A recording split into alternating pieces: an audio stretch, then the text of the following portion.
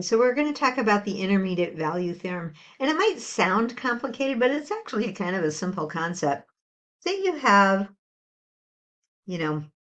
a function, and you have a point here for your function that's occurring at A.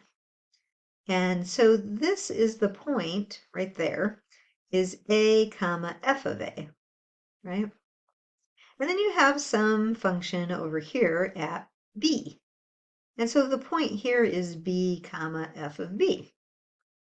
That's how we get ordered pairs on a function, right? Okay. So, and it's a function, some call it f of x or something like that. So say this is f of x, that's our function. Well, notice that here, f of a is negative, f of a is less than 0, right? It's negative because it's below the x-axis. And notice that up here, f of b is positive. It's greater than 0.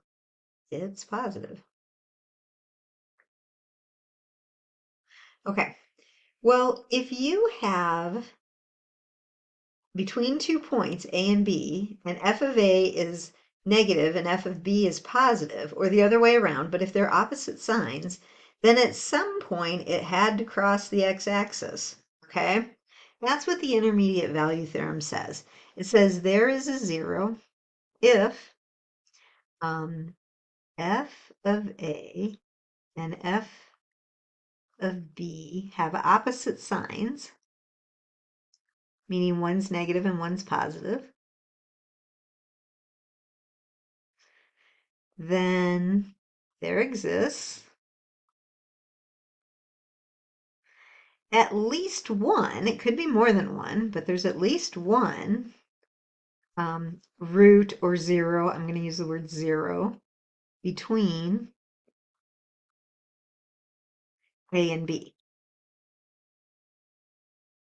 So you can't get from the negatives to the positives unless you cross that x-axis someplace. And when you cross that x-axis, that means there's a 0. So the 0 is right here. And it might, go back and forth. It could cross more than once, but it at least crosses once. So the intermediate value theorem is fairly easy to show. So it says show that the polynomial function, and they give us a polynomial function, has a real 0. Oh, by the way, it's a real 0. Did I say that? At least one real 0 between A and B. Okay.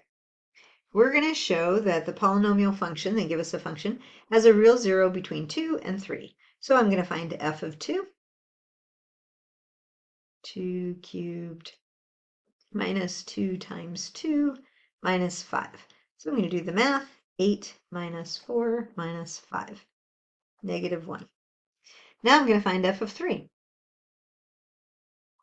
So 3 cubed minus 2 times 3 minus 5, which is going to be 27 minus 6 minus 5.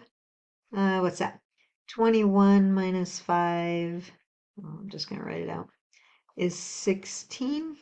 Okay, the fact that f of 2 is negative and f of 3 is positive. You could put greater than, 0 and less than 0. Okay, but one's negative and one's positive. Therefore, there is a real 0, at least one real 0, between 2 and 3. Okay, so the work is right here. This is the showing right here. We showed that one was negative and one was positive. It doesn't matter if the first one's negative and the second one's positive, or if the first one's positive and the second one's negative. That doesn't matter. But if the signs are different, it had to cross the x-axis at some point, and that gave it a real 0 between those two numbers.